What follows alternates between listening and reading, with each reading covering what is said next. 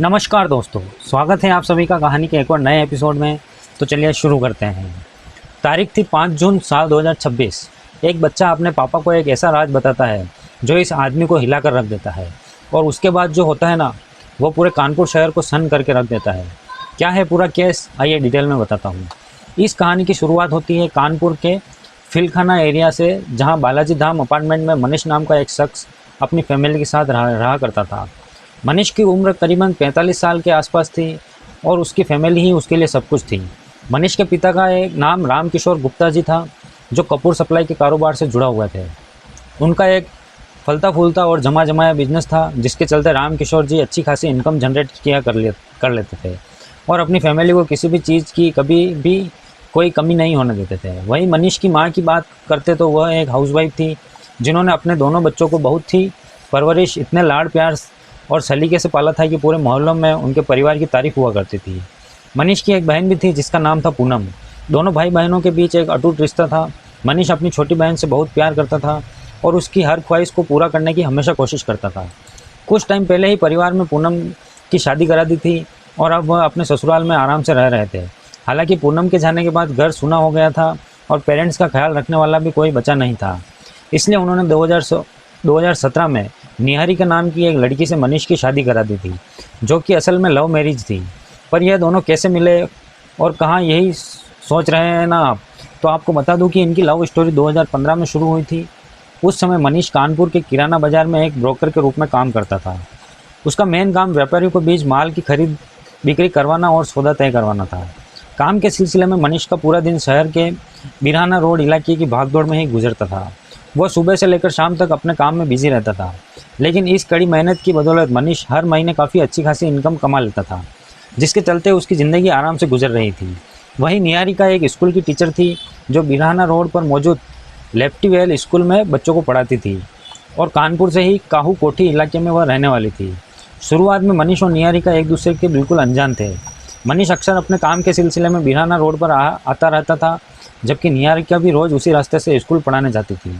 इस दौरान दोनों एक दूसरे को देखते ज़रूर थे, लेकिन दोनों में किसी की भी बात करने की हिम्मत नहीं होती थी।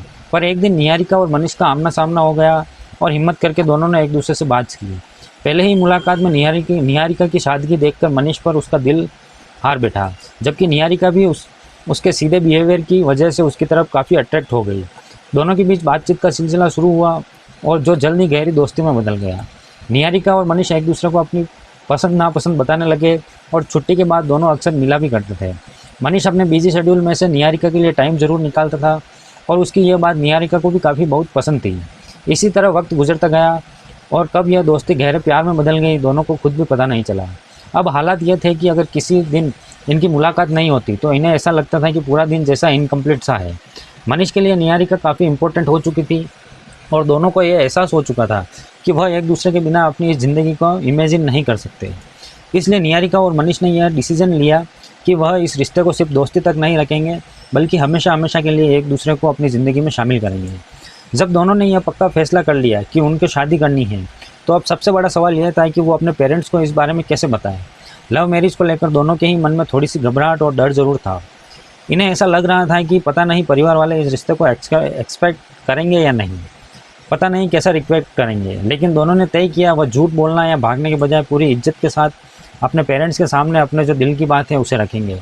अब क्योंकि मनीष का परिवार तो खुद उसकी शादी कराना चाहता था, इसलिए जब उन्होंने मनीष से इस बारे में बात की, तब उसने अपनी बहन पूनम और पेरेंट्स को निहारिका के बारे में सब कुछ क्लियरली बता दिया कि वो एक स्कूल टीचर है और मनीष उससे शादी करना चाहता है। यह सुनकर परिवार खुश हो गया, क्योंकि उन्हें अपने बेटे की पसंद पर पूरा भरोसा था। वहीं दूसरी तरफ निहारिका ने भी अपनी माँ और अपने परिवार के बाकी मेंबर्स को मनीष के बारे में बता दिया था, जिसके बाद दोनों परिवार ने एक दूसरे से मिलकर बातचीत की और सब कुछ सही होने के बाद निहारिका की फैमिली ने भी इस रिश्ते के लिए हाँ कर दी और शादी की तारीख फिक्स कर दी। देखते ही देखते 30 जून 2017 का दिन भी आ गया, जो निहारिका और मनीष के लिए सबसे खास दिन था। हिंदी रीति रिवाजों के मुताबिक इनकी शादी खूब धूमधाम से हुई और एक दूसरे को अपनी ज़िंदगी में शामिल करने की खुशी दोनों के चेहरों पर साफ झलक रही थी। शादी के बाद निहारिका अपने मायके से ससुराल आ गई, जहां पूरे परिवार ने उसका स्वागत अपनी बेटी की तरह किया। मनीष भी निहारिका को खुश रखने के लिए हर मुमकिन कोशिश करता था। दोनों साथ में क्वालिटी टाइम बिताते, घूमने फिरने जाते, अपने आने वाले फ्यूचर की प्लानिंग करते। मनीष सुबह से लेकर शाम तक किराना बाजार में धूल और भीड़ भाड़ में काम करता, पर उसका काम एक्चुअली में निहारिका को देखना पसंद नहीं था। इसलिए एक दिन उसने मनीष से कहा कि वो ब्रोकर का काम छोड़कर अपना कोई बिजनेस क्यों ना शुरू कर रहा है, जिससे वह प्राउडली दूसरों को बता सके कि भाई मेरा हस्बैंड यह काम करता है। अब क्योंकि मनीष निहारिका को बहुत प्यार करता था, इसलिए उसने अपनी वाइफ की बात बिल्कुल नहीं टाली, बल्कि अपने पिता रामकिशोर गुप्ता जी से इस बारे में बात की। उन्हें भी निहारिका की सोच काफ़ी हद तक ठीक लगी, इसलिए रामकिशोर जी ने मनीष का ब्रेकर का काम हमेशा के लिए बंद करवा दिया और उसे कानपुर के रामगंज इलाके में एक नया और शानदार ऑफिस खोल कर दिया, जहां मनीष ने कपूर का नया बिजनेस शुरू किया। निहारिका के एक फैसले की वजह से अब वो ब्रोकर से सीधा बिजनेसमैन बन चुका था, जिस वजह से निहारिका भी अब बेहद खुश थी। इस तरह वक्त आगे बढ़ रहा और शादी के करीब 3 साल बाद निहारिका ने एक प्यारे से बेटे को जन्म दिया। पूरी परिवार ने मिलकर उसका नाम रियांश रखा। रियांश के आने से पूरे परिवार में खुशियाँ और किलकारियाँ गूंज उठी। दादा दादी के लिए तो उनकी जान बन गया। वे लिए पूरे परिवार अपनी ज़िंदगी हंसी खुशी गुजार रहा था। लेकिन साल 2023 में कुछ ऐसा हुआ कि निहारिका का बिहेवियर यहाँ पूरी तरह चेंज हो गया। दरअसल रियांश के जन्म के बाद निहारिका का ज़्यादा वक्त अपने घर पर ही बीतता था। इस दौरान टाइम पास करने के लिए उसने सोशल मीडिया, खासकर इंस्टाग्राम और फेसबुक पर एक्टिव रहना शुरू कर दिया। अब साल 2023 के शुरुआती महीनों में फेसबुक पर पोस्ट देखने के दौरान उसकी प्रोफाइल पर जम्मू के रहने वाले एक शख्स की फ्रेंड रिक्वेस्ट आती है, जिसका नाम अंग्रेज सिंह बताया जा रहा है। निहारिका ने बिना कुछ सोचे समझे उसे एक्सेप्ट कर ली। शुरुआत में दोनों के बीच सिर्फ पोस्ट को लाइक करने के लिए हाय हेलो के मैसेज भेजने का जो सिलसिला था वो शुरू हुआ। धीरे धीरे वो शख्स निहारिका से रोज़ बातें करने लगा। वो निहारिका की खूबसूरती की तारीफ़ करता और उसे रिझाने की कोशिश करता। निहारिका एक शादीशुदा ज़िंदगी और बच्चे की जिम्मेदारी के बीच अब नए अटेंशन को बहुत पसंद करने लगी थी। दोनों के बीच चैटिंग इतनी बढ़ गई, बातचीत इतनी बढ़ गई कि वह हर दिन रात एक दूसरे से अब फ़ोन पर बात करने लगे। जी हाँ, निहारिका जब भी घर में अकेली होती या मनीष अपने ऑफिस में बिजी होता तो चुपके से ईयरफोन लगाकर घंटों अंग्रेज से अपनी पर्सनल बातें शेयर करने लगी थी। उससे निहारिका को यह यकीन दिला दिया था कि मनीष से बेहतर तो उसका ख्याल वो रख सकता है। निहारिका उसकी मीठी मीठी बातों में इस कदर अंधी हो चुकी थी कि उसने अपने सीधे साधे पति मनीष और अपने बेटे की फिक्र बिल्कुल नहीं थी, बल्कि उसने अंग्रेज के साथ अफेयर शुरू कर दिया और यह वह अब उसके इशारों पर नाचने लगी थी। यहाँ तक कि उसने रियांश और उसके घर के कामों से भी दूरी बना ली थी। इधर मनीष जो दिन रात अपने काम में बिजी रहा करता, उसे पता ही नहीं था कि उसकी पत्नी वाइफ का अफेयर शुरू हो चुका है। पर साल 2024 के आसपास मनीष को निहारिका पर डाउट होना शुरू हो गया। इसलिए उसने अपनी फैमिली से कह दिया कि जब भी वो काम पर जाए तो वो लोग निहारिका पर नज़र रखें। परिवार वालों जब भी पूछते कि किससे बात कर रही हो, तब वह निहारिका कोई ना कोई एक्सक्यूज़ दे देती थी। लेकिन अब उन्हें अपनी बहू की हरकतों पर शक होने लगा था। रिपोर्ट्स के मुताबिक साल 2024 के शुरुआती महीनों में एक दिन निहारिका कमरे की कुंडी बंद करके अपने बॉयफ्रेंड से बात कर रही थी। तभी मनीष ने बिना बताए अचानक कमरे में एंट्री की। उसे देखते ही निहारिका बिल्कुल हड़बड़ा गई। उसने तुरंत ही फ़ोन काटने की कोशिश की, पर मनीष ने निहारिका से उसका फ़ोन छीन लिया। जब उसने व्हाट्सएप, इंस्टाग्राम की चैट और कॉल लॉग्स को खंगाला तो उसके होश उड़ गए, क्योंकि फ़ोन में बहुत आपत्तिजनक और रोमांटिक चैट्स मौजूद थी जो निहारिका ने अपने बॉयफ्रेंड के साथ की थी। इसके बाद मनीष ने कॉल डिटेल्स चेक की तो उसे पता चला कि निहारिका आधी रात तक और मनीष के काम पर जाने के बाद घंटों वीडियो और ऑडियो कॉल पर भी बात करती है। यह देखकर उसका भरोसा बिल्कुल चकनाचूर हो गया। मनीष को यकीन नहीं हो रहा था कि जिस लड़की के लिए अपना करियर तक बदल दिया, वही उसे धोखा दे रही है। जब मनीष ने निहारिका से इस बारे में पूछा तो वो बहाने बनाने लगी। सबूत इतने पक्के थे कि वह इनकार नहीं कर पाई। अब यहीं से मनीष ने उस पर सख्त पाबंदियाँ लगाने शुरू कर दी। उसने निहारिका से साफ कहा कि उसे इस लड़के से तुरंत ही रिश्ता तोड़ना होगा, लेकिन निहारिका इस बात के लिए राज़ी नहीं थी, जिस वजह से दोनों में लड़ाई झगड़े फसाद शुरू हो गए। निहारिका सिर्फ मनीष के साथ ही नहीं बल्कि अपने ससुराल वालों के साथ भी बुरा बर्ताव करने लगी थी। रिपोर्ट्स के मुताबिक वह घर में किसी से भी सीधे मुंह बात नहीं करती थी। अगर कोई उसे समझाने की कोशिश करता तो वह लड़ाई झगड़े पर उतारू हो जाती। उसने मनीष के रिश्तेदार या पड़ोसियों से मिलना जुलना भी बंद कर दिया था। वह अपनी एक अलग ही दुनिया में रहने लगी थी। घर में रहने के बावजूद उसका बिहेवियर एक अजनबी या किसी दुश्मन जैसा हो गया था। मनीष जब भी उसका फ़ोन चेक करता या मोबाइल छीनने की कोशिश करता तो निहारिका हाथापाई और तोड़फोड़ पर उतारू हो जाती। यहाँ तक कि ऐसा भी बताया जा रहा है कि निहारिका ने 1.5 साल पहले कानपुर के महिला थाने में मनीष और उसके परिवार के खिलाफ दहेज उत्पीड़न की शिकायत भी दर्ज की थी। हालांकि मनीष और निहारिका की साल 2017 में लव मैरिज हुई थी, इसलिए शादी के वक्त दहेज जैसी कोई बात नहीं थी।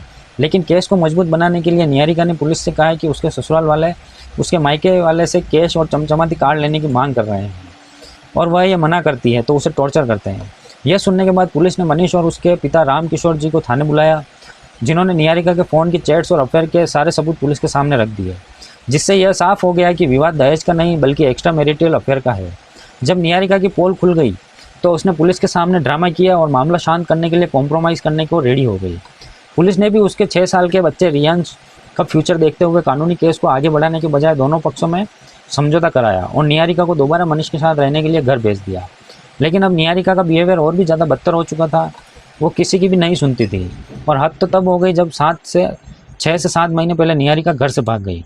दरअसल मनीष और उसके पेरेंट्स ने निहारिका के फ़ोन इस्तेमाल करने और बाहर जाने पर सख्त नज़र रखना शुरू कर दी थी और इन्हीं पाबंदियों से परेशान होकर निहारिका ने घर से भागने का कदम उठाया। वो पूरे 10 दिन तक सिद्धार्थ होटल नवाबगंज में रही। आपको बता दो, इस बात का खुलासा खुद रामकिशोर गुप्ता जी ने मीडिया इंटरव्यू में किया, जैसा कि आप इस वीडियो में सुन सकते हैं। उसका जब बातचीत करती थी वैसे कभी मिली आई है या मिली नहीं यह नहीं मालूम को, पर एक बार तो भाग चुकी। गंगा बाहर भी पकड़ी गई थी, जो कौन थाने में रिपोर्ट दर्ज है, पकड़ी गई थी और दूसरी बार तो भाग के तो सिद्धार्थ होटल नवाब में रुकी थी 10 दिन तक। पर मनीष ने किसी तरह उसे ढूंढा और घर वापस ले आया, क्योंकि वो अपने बेटे की ज़िंदगी को तबाह नहीं करना चाहता था। पर अब निहारिका के मन में मनीष के खिलाफ नफरत पनप चुकी थी। वो उसके साथ नहीं रहना चाहती थी, जबकि मनीष उसे छोड़ना नहीं चाहता था। इसी बात को लेकर दोनों में रोज़ रोज़ लड़ाई झगड़ा होते थे। अब तारीख आई 5 जून साल 2026, दोपहर का टाइम था। अचानक रियांश अपने पापा के पास गया और बोला कि मम्मी किसी से फ़ोन पर बात कर रही है। वो अक्सर अपनी माँ को फ़ोन पर बात करते हुए देखता था, इसलिए जैसे ही उसने मनीष को यह बताया तो वह सीधा निहारिका के कमरे में गया और उसके हाथ से फ़ोन पर बात करते हुए पकड़ लिया। मनीष ने उसका फ़ोन छीनने की कोशिश की। यह देखकर निहारिका गुस्से से तिलमिला उठी। वो किचन में गई और उसने चाकू उठाया, जिसे उसने 1-2 दिन पहले ही मॉल से खरीदा था। उस टाइम रियांश भी उसके साथ मॉल गया था। अकॉर्डिंग टू रिपोर्ट, निहारिका गुस्से में आ गई और उसने मनीष के ऊपर हमला कर दिया। यह देखकर उसने खुद को बचाने की कोशिश की, अपने दोनों हाथों से चाकू को पकड़ने की कोशिश की, पर निहारिका ने उसके दोनों हाथों को जख्मी कर दिया और फिर मनीष के पेट में एक के बाद एक कई वार किए। यह सब रियांश भी देख रहा था, लेकिन मनीष ने हिम्मत नहीं हारी और पुलिस को कॉल किया और बताया कि उस पर हमला हुआ है। यह सुनते ही पुलिस बिना टाइम गंवाए मनीष के घर पहुंच गई और उसे फ़ौरन ही हॉस्पिटल ले गई। जबकि कुछ रिपोर्ट्स में ऐसा भी बताया जा रहा है कि मनीष खुद ही जख्मी हालत में बेटे को लेकर फिलखाना थाने में पहुंचा था और पुलिस को बताया था कि उसकी वाइफ निहारिका ने उस पर चाकू से वार किया। साथ ही रियांश ने भी अपनी मां के खिलाफ गवाही दी है, जिसके बाद पुलिस मनीष को लेकर तुरंत ही नज़दीकी हॉस्पिटल पहुंच जाती है, जहां से उसे हेलेट हॉस्पिटल रेफर कर दिया गया। जबकि पुलिस की दूसरी टीम निहारिका को हिरासत में लेने के लिए उसके घर गई। उस वक्त वह घर पर ही मौजूद थी, जिसके बाद पुलिस ने उसे अरेस्ट किया और पुलिस स्टेशन ले आए। इधर मनीष के घर वालों को जैसे ही अपने बेटे के बारे में पता चला तो वह फ़ौरन ही हॉस्पिटल पहुंच जाते हैं और मनीष के ठीक होने की प्रार्थना करने लगते हैं। इस दौरान मनीष ने अपने पिता को बताया कि जब निहारिका उस पर हमला कर रही थी तब उसका बॉयफ्रेंड लगातार उसे भड़का रहा था। वो निहारिका से कह रहा था कि आज इसका काम तमाम कर दो। यह सुनते ही रामकिशोर 14 जून को थाने में पहुंचते हैं, जहां उन्होंने निहारिका कश्यप और उसके बॉयफ्रेंड दोनों के खिलाफ रिपोर्ट दर्ज करा दी। इधर हॉस्पिटल में करीब 11 दिन तक वेंटिलेटर पर जिंदगी की जंग लड़ते हुए 16 जून को मनीष ने हेलेट हॉस्पिटल में दम तोड़ दिया। उसके जाने से परिवार में मातम छा गया। रियांश के सर से पिता का साया उठ चुका था, लेकिन उसने पुलिस के साथ साथ मीडिया के सामने बिना डरे अपने मां के खिलाफ बयान दिया। रामकिशोर गुप्ता की रिपोर्ट और 6 साल के बच्चे रियांश की गवाही के बाद पुलिस ने निहारिका को ऑफिशियली अरेस्ट कर लिया और वह फिलहाल जेल की सलाखों के पीछे है। साथ ही उसके बॉयफ्रेंड की भी तलाश की जा रही है। देखिए, इस केस को देखने समझने के बाद मैं आपसे यही कहना चाहूँगा कि गुस्से में उसे 5 मिनट के पागलपन और अवैध रिश्ते की वजह से मनीष की जान तो गई ही, पर निहारिका भी मुजरिम बनकर जेल पहुंच गई और उनका छोटा मासूम बच्चा अनाथ हो गया। इसलिए कोई भी कदम उठाने से पहले या नया रिश्ता शुरू करने से पहले अपने बच्चे, अपनी हंसती खेलती ज़िंदगी, अपनी फैमिली के बारे में ज़रूर सोचें। आपके ओपिनियन इस केस पर क्या है, कमेंट सेक्शन में ज़रूर बताएं। वीडियो को लाइक और शेयर करके चैनल को सब्सक्राइब जरूर करें। हम मिलते हैं किसी नई कहानी के साथ, तब तक के लिए बाय।